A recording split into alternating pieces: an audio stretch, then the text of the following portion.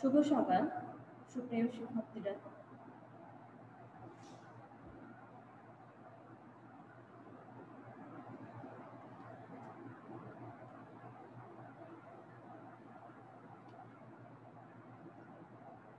শুভ সকাল।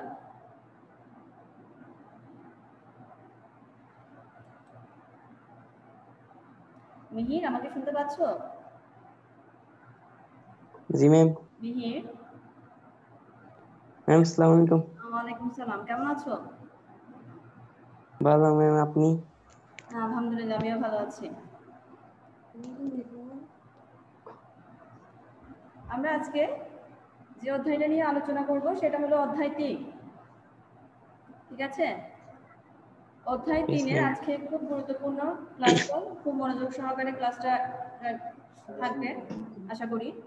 আজকে আমরা কিছু মডেল সম্পর্কে পড়ব। আমরা জানি পৃথিবীতে অনেকগুলো মৌল আবিষ্কৃত হয়েছে, এরপর এখান থেকে আমরা অণু পরমাণু সম্পর্কে ধারণা পেয়েছি। এই যে অণু পরমাণুর একটা মডেল দেওয়া হয়েছে, যেটা দিয়েছেন রাদারফোর্ডের পরমাণু মডেল 3.8-এর রাদারফোর্ড পরমাণু মডেল।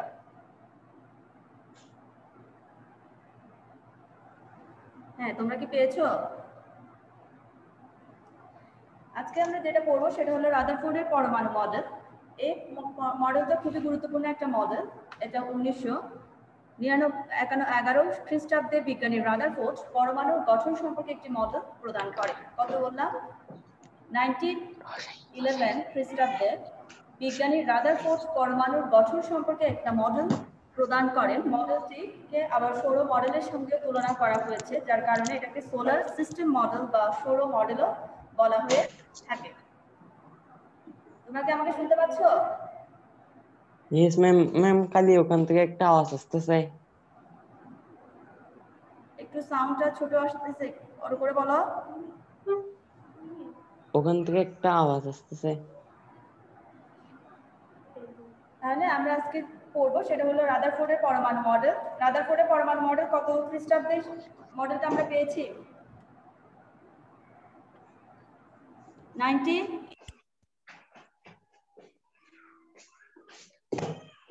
ম্যাম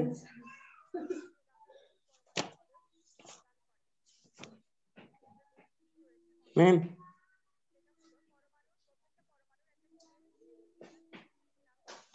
ম্যাম কথাগুলো শোনা যাচ্ছে কিন্তু বোঝা যাচ্ছে না।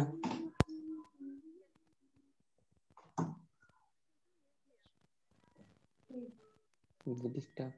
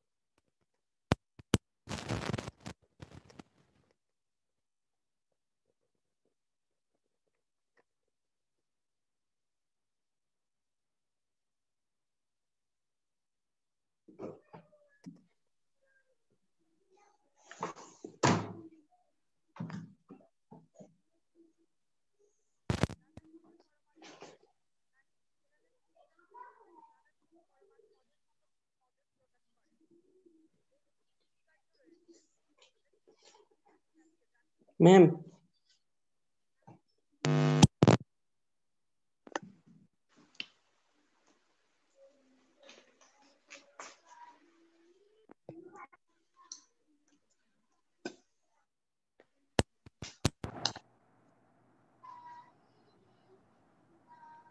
আমরা বলেছি কি প্রত্যেকটা পরমাণুর একটা কেন্দ্র থাকবে, কেন্দ্রের নামটা হবে নিউক্লিয়াস। নিউক্লিয়াসের ভেতরে প্রোটন এবং নিউট্রন থাকবে, আর নিউক্লিয়াসের বাইরে ইলেকট্রনের অবস্থান হবে।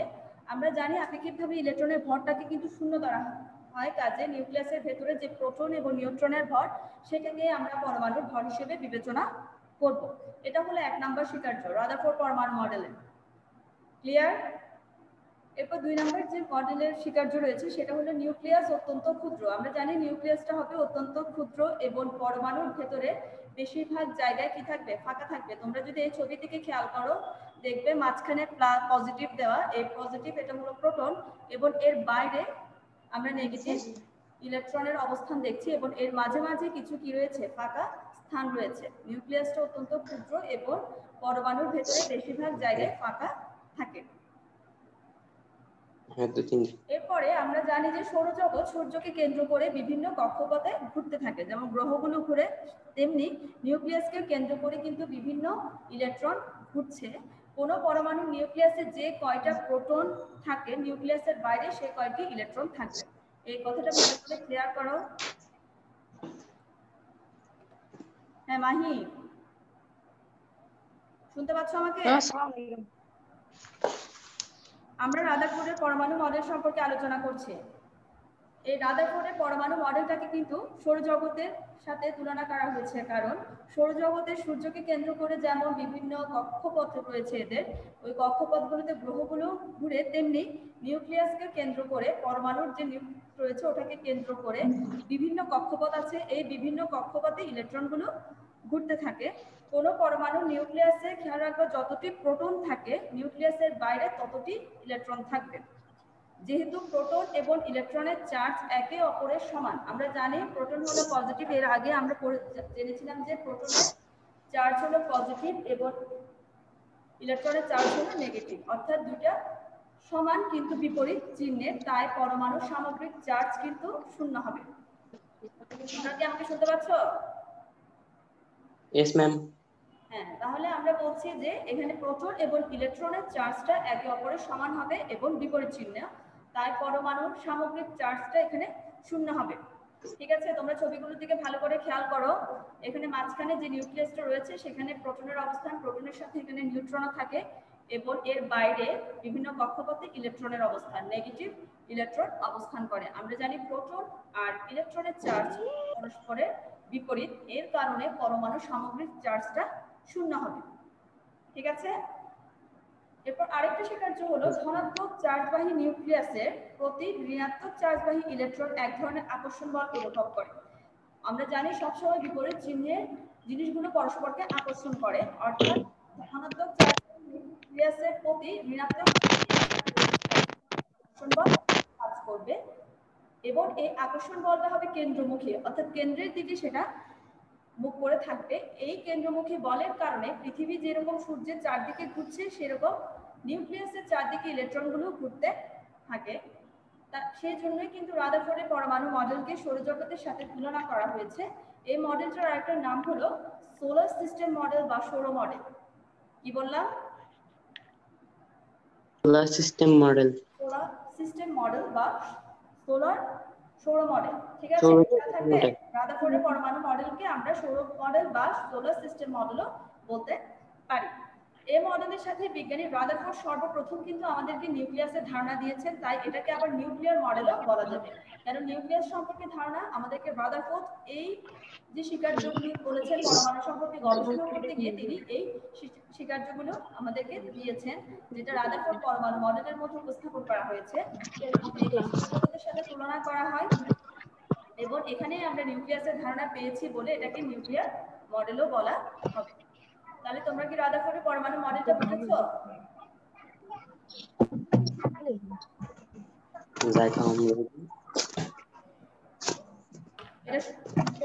এটা আর কোনো কোশ্চেন আছে রাদারফোর্ডের পরমাণু মডেল সম্পর্কে?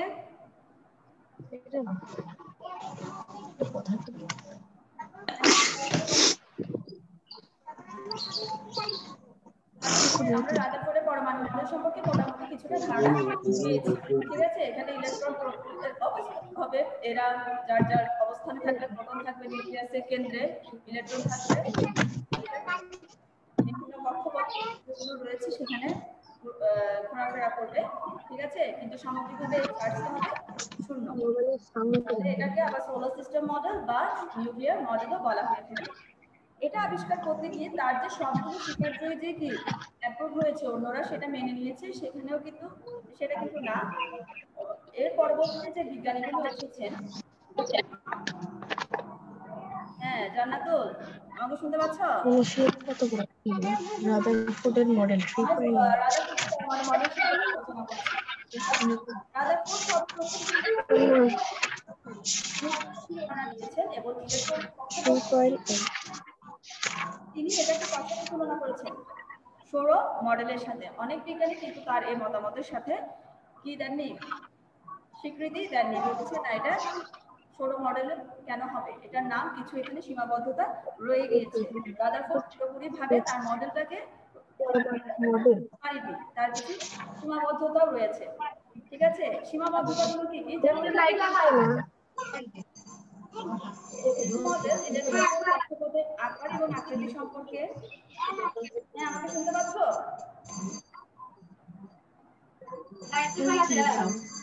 আপনি আমি ক্লাস করতেছি তো।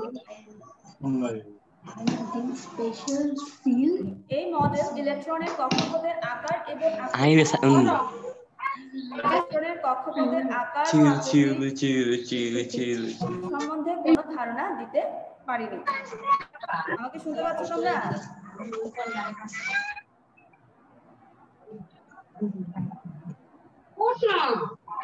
আমরা রাদারফোর্ডের পরমাণু মডেলে কোনো আকার ও আকৃতি সম্পর্কে কোনো ধারণা পাইনি, এটা একটা তার সীমাবদ্ধতা। আরেকটা বলেছে যে সৌরজগতের সূর্য এবং গ্রহগুলো সামগ্রিকভাবে কিন্তু কোনো চার্জ বা আদান নেই, কিন্তু পরমাণুতে ইলেকট্রন আর নিউক্লিয়াসের আদানের কথা উল্লেখ করা হয়েছে। কাজে চার্জহীন সূর্য গ্রহের সাথে এখানে যে নিউক্লিয়াস ইলেকট্রনের তুলনা করা হয়েছে এটার সাথে অন্যান্য বিজ্ঞানীরা কি হতে পারেনি, একমত হতে পারেনি। কাজে চার্জবিহীন বস্তুর সাথে চার্জ যুক্ত বস্তুর কখনো কোনো তুলনা হতে পারে না। এটা একটা রাদারফোর্ডের সীমাবদ্ধতা রয়ে গেছে এই মডেলটাতে। ঠিক আছে, আমরা জানি সৌরজগতের যে সূর্য গ্রহ রয়েছে তাদের কোনো চার্জ নেই, কিন্তু রাদারফোর্ড যে পরমাণু মডেলটা দিয়েছেন সেক্ষেত্রে তিনি বলেছেন নিউক্লিয়াস এবং ইলেকট্রনের চার্জ রয়েছে। কাজে চার্জ বস্তুর সাথে চার্জযুক্ত বস্তু কখনো কোনো তুলনা হতে পারে না। এর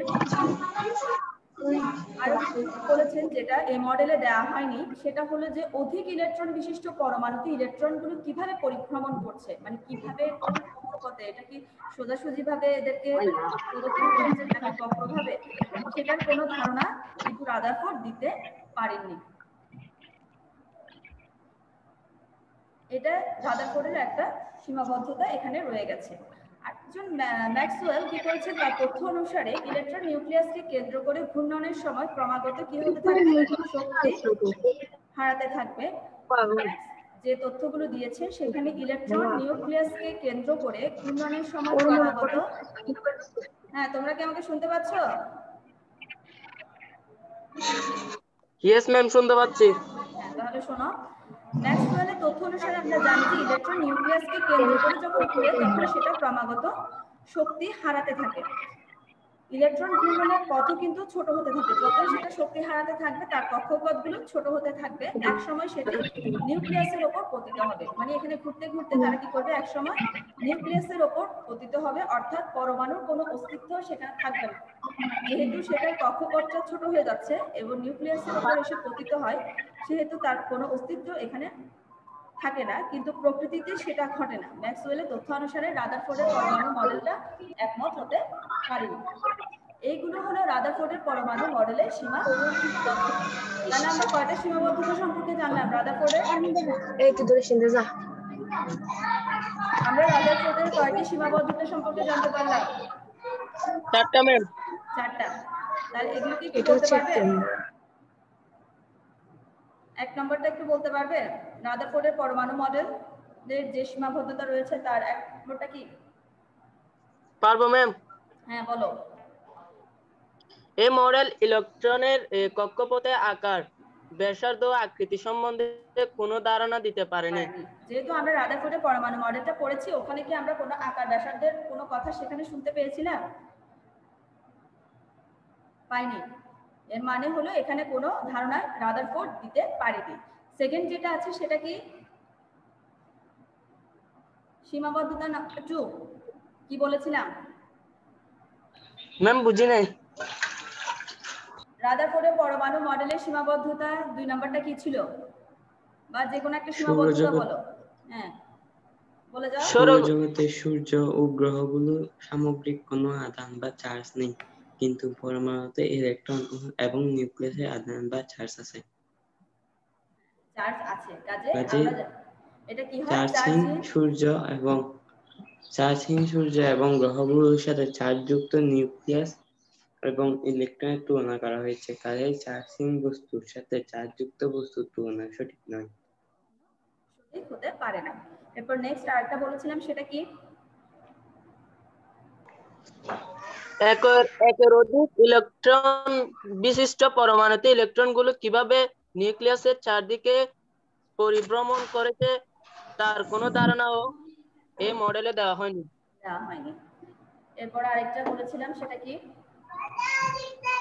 সীমাবদ্ধতা। তত্ত্ব অনুসারে ইলেকট্রন নিউক্লিয়াসকে কেন্দ্র করে ঘূর্ণায়নের সময় ক্রমাগত শক্তি হারাতে থাকবে, ফলে ইলেকট্রনের ঘূর্ণায়ন হতে থাকবে এবং একের সময় এটি নিউক্লিয়াসের উপর পতিত হবে, অর্থাৎ পরমাণুতে অস্তিত্ব বিলুপ্ত হবে বা পরমাণুতে স্থায়ী হবে না। কিন্তু প্রকৃতিতে সেটা ঘটে না।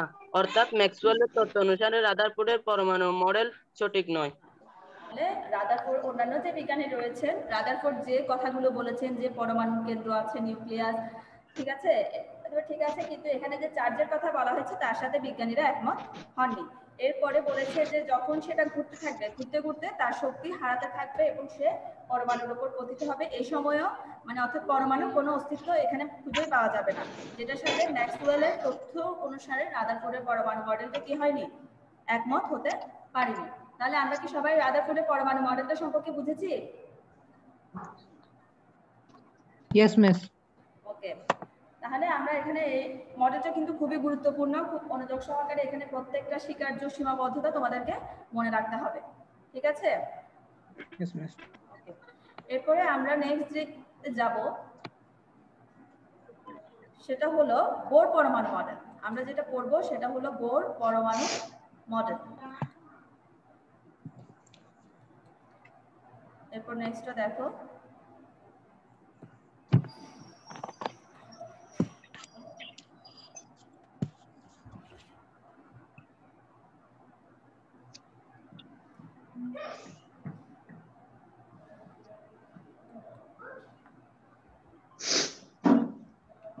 বোর পরমাণু মডেল এটা কি?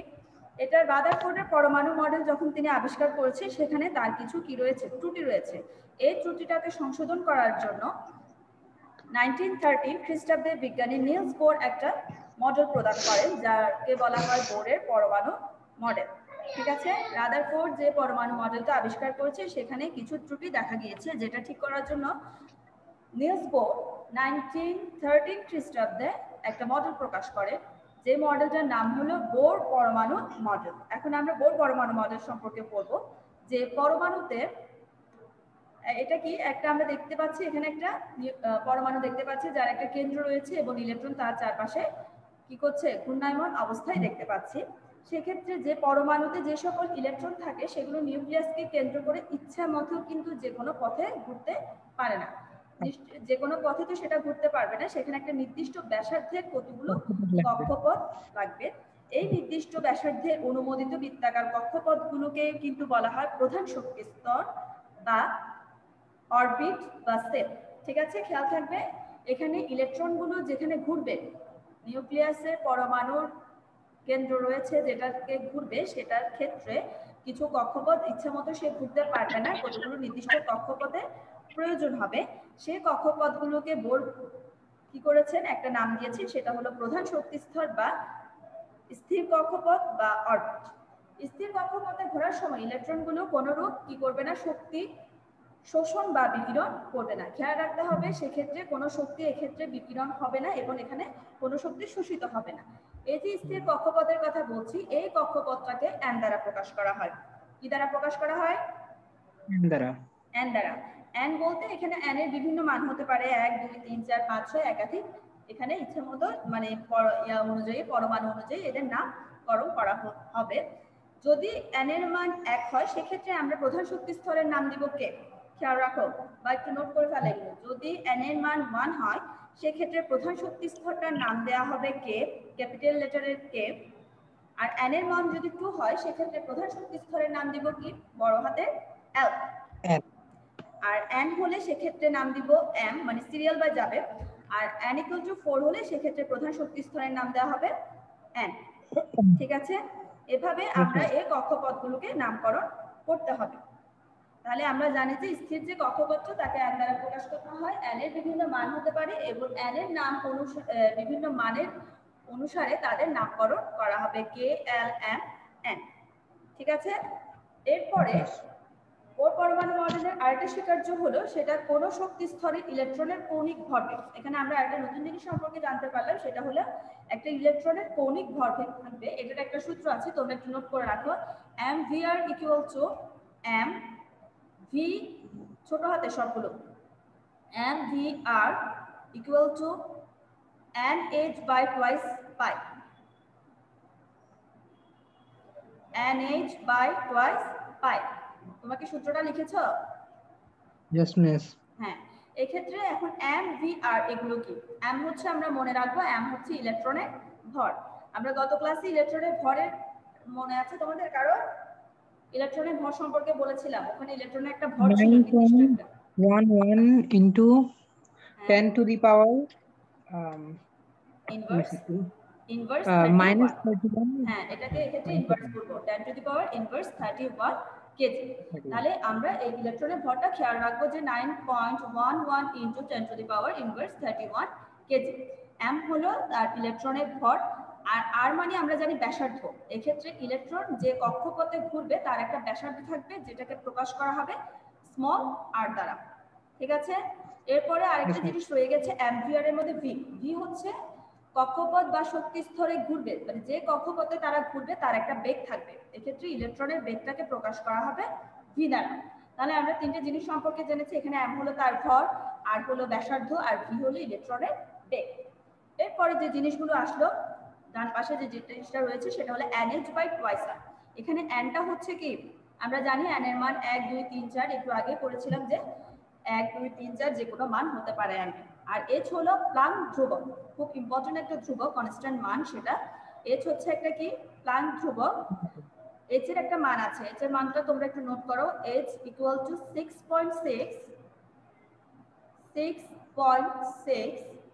6.26 into 10 to the power inverse 34। লিখতে পেরেছো? Yes, miss. Miss kg per second. এটা কিটার মান একক? হ্যাঁ, একক। এটা হলো m square KG per second, Planck ধ্রুবকের একক। ঠিক আছে, তাহলে আমরা h এর যে মানটা পেলাম সেটা হলো 6.626 into 10 to the power inverse 32 metre square KG per second. ঠিক আছে, খেয়াল থাকবে এটা কিন্তু তোমাদের এই সূত্রটা দিয়ে অঙ্ক আসতে পারে, সেজন্যই ভালো করে সূত্রটা একটু মনে রাখবে এবং এখানে কোনটা কি সেটা সম্পর্কে ক্লিয়ার ধারণা থাকতে হবে। আর n হচ্ছে, আমরা ফার্স্টে বলেছি এটা যে প্রধান শক্তি স্তর বা প্রধান কোয়ান্টাম সংখ্যা বা স্থির কক্ষপথ যেটাই বলা হয়েছিল প্রধান শক্তি স্তরকে, এটার নাম দেওয়া হয়েছিল n। n এর বিভিন্ন মান হতে পারে। তাহলে আমরা কি এটা দিয়ে কোনো অঙ্ক আসলে পারবো?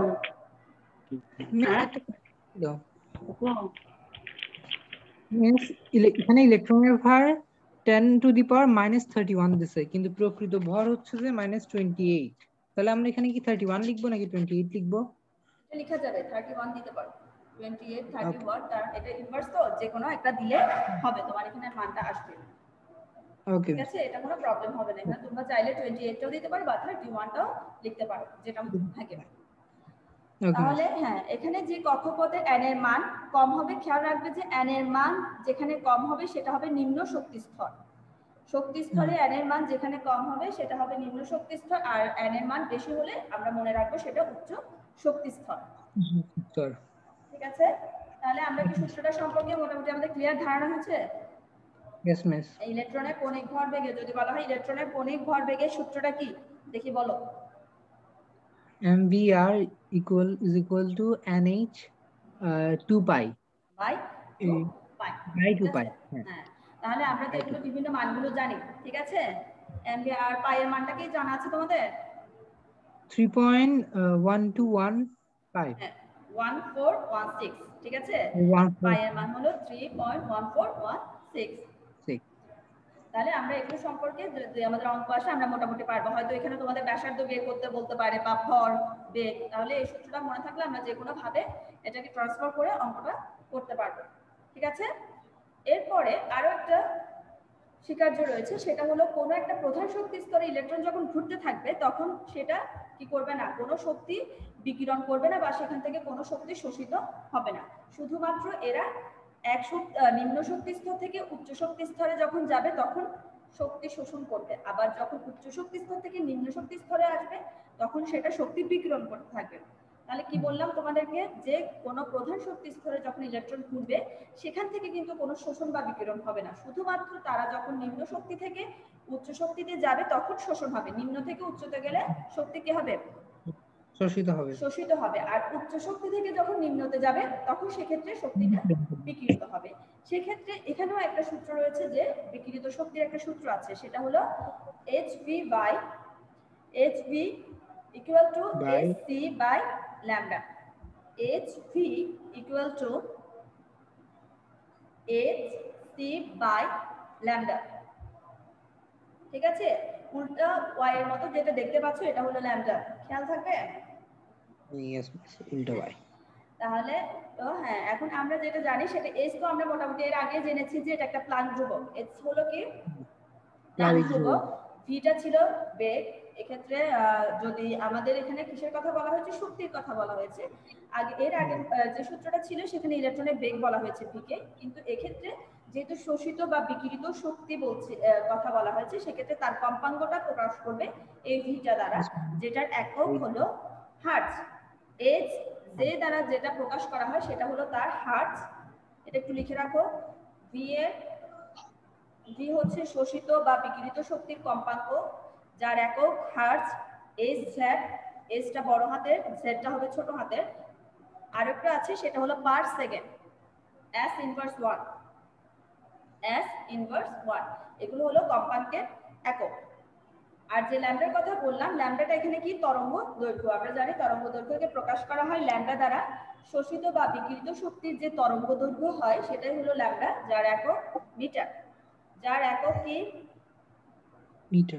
মিটার তাহলে আমরা এই যে সূত্রটা পেলাম শোষিত বা বিকিরিত শক্তির একটা সূত্র পাওয়া গেল সেটা হলো hv equal to hc by lambda ঠিক আছে এক্ষেত্রে বলা হয়েছে যে উচ্চ শক্তি থেকে নিম্ন শক্তি স্তরে যাওয়ার ক্ষেত্রে বিকিরণ হবে ঠিক আছে যখন এটা বিকিরিত হবে সেটা যখন একটা প্রিজমের মধ্য দিয়ে হবে একটা ত্রিকোণাকার একটা প্রিজম হয়তো বা তোমাদের কখনো প্র্যাকটিক্যাল ফিজিক্স ক্লাসে দেখতে পারো তোমরা প্রিজম ওটার মধ্যে দিয়ে যখন প্রবেশ করাবে সেখানে বিভিন্ন বর্ণালী সৃষ্টি হবে উচ্চ শক্তি থেকে যখন নিম্ন শক্তি স্তরে যাবে তখন শক্তি বিকিরণ করবে এক্ষেত্রে পারমাণবিক বর্ণালী সৃষ্টি হবে ঠিক আছে তাহলে আমরা এখানে অনেকগুলো কি পেলাম পরমাণু মডেল সম্পর্কে ধারণা পেলাম এখানে কিন্তু কিসের আলোচনা করা হচ্ছে উনি কক্ষপথের নাম দিয়েছেন এর নামকরণ করেছেন এর বিভিন্ন মান হতে পারে এর নাম অনুসারে তাকে প্রধান শক্তি স্তরগুলোর নামকরণ করা হয়েছে এরপরে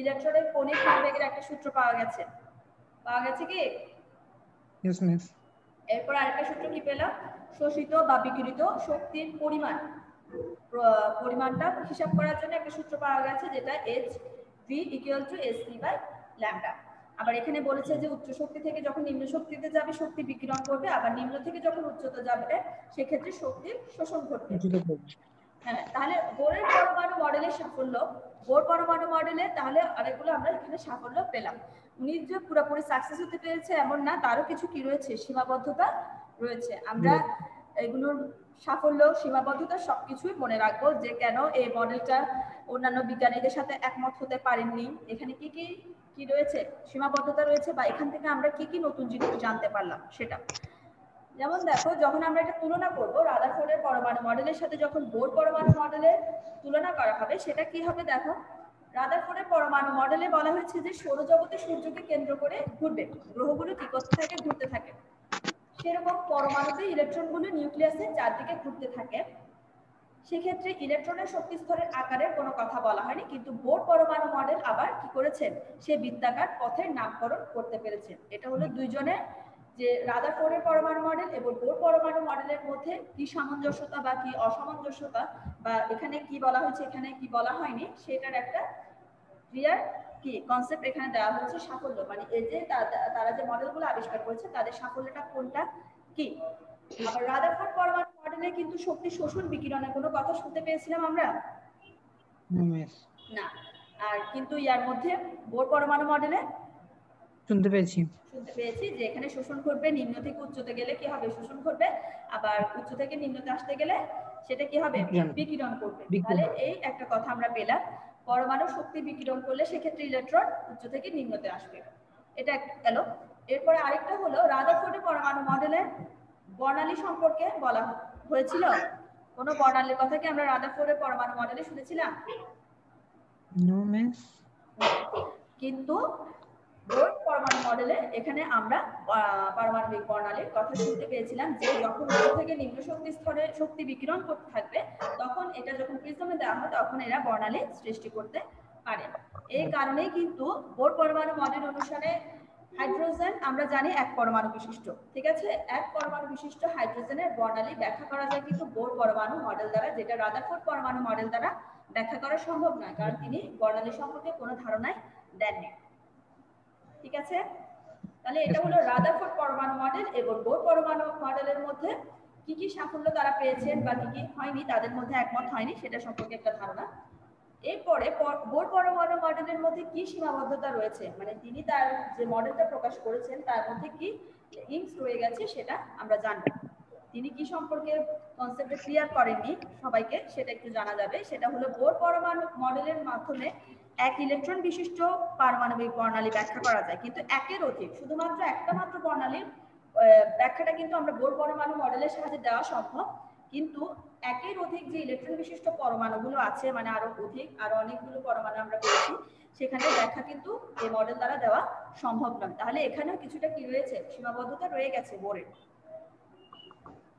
পরে বোর পরমাণু মডেল আরেকটা কথা বলেছেন যে এক শক্তি স্তর থেকে অন্য শক্তি স্তরে গমন করলে পারমাণবিক বর্ণালীতে একটি মাত্র রেখা পাওয়ার কথা, কিন্তু যখন একটা যন্ত্র দিয়ে সেটা পরীক্ষা করা হয়েছে সেখানে দেখা গেছে অনেকগুলো ক্ষুদ্র ক্ষুদ্র রেখা সেখানে পাওয়া গেছে। এই যে ক্ষুদ্র ক্ষুদ্র রেখার সমষ্টি কিন্তু বোর পরমাণু মডেল কি করতে পারেনি, ব্যাখ্যা করতে পারেনি। কি কারণে, এখানে উনি বলেছেন যে একটা, হ্যাঁ বলো, পারমাণবিক বর্ণালীতে শুধুমাত্র একটা মাত্র রেখা দেখা যাবে, কিন্তু যখন শক্তিশালী যন্ত্র দ্বারা এটা পর্যবেক্ষণ করা হয়েছে তখন দেখা গেছে এখানে অনেকগুলো ক্ষুদ্র ক্ষুদ্র রেখা পাওয়া গেছে, কিন্তু এটার ব্যাখ্যা বোর দিতে পারেনি, এটাও তার একটা সীমাবদ্ধতা বোরের। এরপরে আরেকটা রয়েছে সীমাবদ্ধতা, সেটা হলো বোর পরমাণু মডেল বলেছেন যে শুধু বৃত্তাকার কক্ষপথ বিদ্যমান, কিন্তু পরবর্তীতে দেখা গেছে যে শুধু বৃত্তাকার কক্ষপথ না, এরা উপবৃত্তাকার পথে বা ডাম্বেল আকারে বিভিন্ন ভাবে এরা কি করতে পারে, পরমাণু নিউক্লিয়াসের চারদিকে ইলেকট্রনগুলো ঘুরতে পারে। শুধুমাত্র উপবৃত্তটা কিরকম, উপবৃত্তাকার বলতে যে গোল, এখানে তোমরা পিকচারের মধ্যে গোল দেখছো না, এটাকে যখন একটু চ্যাপ্টা করে ফেলা হবে এটা হবে উপবৃত্তাকার। আমি হ্যাঁ হ্যাঁ ডিম্বাকারের মতো। আমি যে রাদারফোর্ডের যে পিকচারটা দেখিয়েছি খেয়াল আছে, ওখানে ইলেকট্রন কতগুলো কক্ষপথে ঘোরাফেরা করছিল না, একটু আঁকা ইয়ার মতো, একটু চ্যাপ্টা আকারে, গোলটা একটু চ্যাপ্টা আকারে, ওটাই হলো উপবৃত্তাকার পথ। ঠিক আছে, তাহলে শুধুমাত্র বৃত্তাকার পথেই ঘুরবে না, এটা উপবৃত্তাকার কক্ষপথেও ঘোরাফেরা করবে। তাহলে এখানে আমরা বোর পরমাণু মডেলের সীমাবদ্ধতা পেলাম, তিনটা সীমাবদ্ধতা পাওয়া গেছে। একটা হলো বর্ণালী ব্যাখ্যা দিতে পারেননি, পেরেছেন কিন্তু একের অধিকটা পারেননি, শুধুমাত্র একটা বর্ণালীর কথা বলেছেন, কিন্তু পরবর্তীতে বিজ্ঞানীরা গবেষণা করে দেখেছেন এখানে অনেকগুলো বর্ণালী দেখা যাচ্ছে। তারপর উনি যে এক শক্তি স্তর থেকে অন্য শক্তি স্তরের কথা বলেছেন, একটা মাত্র রেখা দেখা যাবে, কিন্তু যখন বিজ্ঞানীরা দেখছেন সেখানে অনেকগুলো রেখা পেয়েছেন। ঠিক আছে, আবার যেটা বৃত্তাকার কক্ষপথে ঘোরার কথা ছিল সেটা উপবৃত্তাকার কক্ষপথ ঘুরতে পারে, অন্যান্য বিজ্ঞানীরা দাবি করেছেন। তাহলে প্রত্যেকটা যে বিজ্ঞানী একজন যেটা আবিষ্কার করে ফেলেন, আরেকজন বিজ্ঞানীর কাজ হলো তিনি যে আবিষ্কারটা করেছেন সেটা কতটুকু যথোপযুক্ত হয়েছে এবং ঠিক আছে এটা কতটুকু মানে এটার সাথে সামঞ্জস্য হচ্ছে, সেটা কাজ হলো অন্যান্য বিজ্ঞানীরা আবিষ্কার করেছেন এবং তিনি তার মতো করে তার মডেলটা উপস্থাপন করেছেন। তাহলে আমরা পরমাণু মডেলে খুব গুরুত্বপূর্ণ আজকে দুইটা মডেল সম্পর্কে আলোচনা করলাম, একটা হলো রাদারফোর্ডের পরমাণু মডেল আর হলো বোর পরমাণু মডেল। ঠিক আছে? Yes, ma'am. আমরা কি এগুলো সম্পর্কে মোটামুটি আমাদের ক্লিয়ার ধারণা হয়েছে? কোনো কোয়েশ্চেন আছে বোর পরমাণু মডেল বা রাদারফোর্ড পরমাণু মডেল নিয়ে? No, miss. ওকে, তাহলে এরপরে আমরা যেটাতে যাব,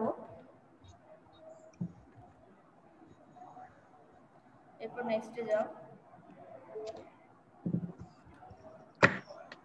শক্তি স্তরে ইলেকট্রন বিন্যাস। এরপর আমরা যে পড়বো সেটা হলো শক্তি স্তরে ইলেকট্রন কিভাবে বিন্যাস করে সেটা সম্পর্কে জানবো। দেখেছো এখানে একটা কি দেখা যাচ্ছে? Chart দিন। হ্যাঁ, একটা এখানের মধ্যে আমরা দেখছি নিউক্লিয়াসের কতগুলো বৃত্তাকার কক্ষপথ দেখা যাচ্ছে। ধরো এখানে মাঝখানে হলো এটা নিউক্লিয়াস, এর চারপাশে কিছু বৃত্তাকার কক্ষপথ দেখা যাচ্ছে, আবার এগুলোকে বিভিন্ন নামকরণ করা হয়েছে। অর্থাৎ যেটা n এর মান, যেটা ফার্স্ট ছোট একটা, এটা n এর মান 1, এর পরের যে কক্ষপথ সেটা n এর মান 2, এর পরবর্তীতে যেটা দেখছি n এর মান 3, এরপরে 4, 5, এভাবে করে ইলেকট্রনের শক্তি স্তরকে কি করা হয়, নামকরণ করা হয়ে থাকে। ঠিক আছে? এরপরে আমরা দেখছি কি নিলস কত সালে তার বিখ্যাত মডেলটা প্রকাশ করেন? 1913।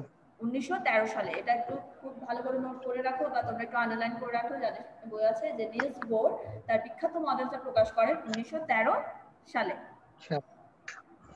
এরপরে তিনি শক্তি স্তরকে বিভিন্ন নামে প্রকাশ করেছেন। আমরা ইতিমধ্যে সেটা জেনেছি যে তিনি যে শক্তি স্তরগুলোকে প্রকাশ করেছেন সেগুলো কি কি, কে, এল, এম, এন, ও। এরপরে আরো যেগুলো হবে, এম এর পর কি হবে, এম, এন, ও, পি, কিউ, আর, এভাবে করে সবগুলো আমরা কি করব, নামকরণ করব শক্তি স্তরগুলোকে।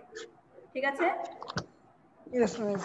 ওকে, এরপরে পরবর্তীতে হ্যাঁ দেখো এখানে কে সেল, আমরা কে সেলে এখন প্রশ্ন হলো সেল তো থাকবে। ঠিক আছে? আমরা প্রধান শক্তি স্তরকে বিভিন্ন নামে প্রকাশ করেছি। n এর মান 1 হলে কে হবে, 2 হলে এল হবে, তারপর 3 হলে এম হবে, এভাবে বিভিন্ন নামকরণ করেছি। এখানে কতটুকু ইলেকট্রন ধারণ করতে পারবে এটার একটা সূত্র আছে, সেটা হলো 2n²।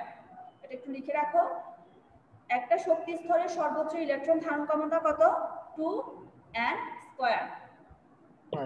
হ্যাঁ, নোট করেছো? Yes. হ্যাঁ, শক্তি স্তরকে বলা হচ্ছে প্রধান শক্তি স্তর, এবং প্রধান শক্তি স্তরে ইলেকট্রন ধারণ করতে পারবে সর্বোচ্চ কয়টা? 2n²।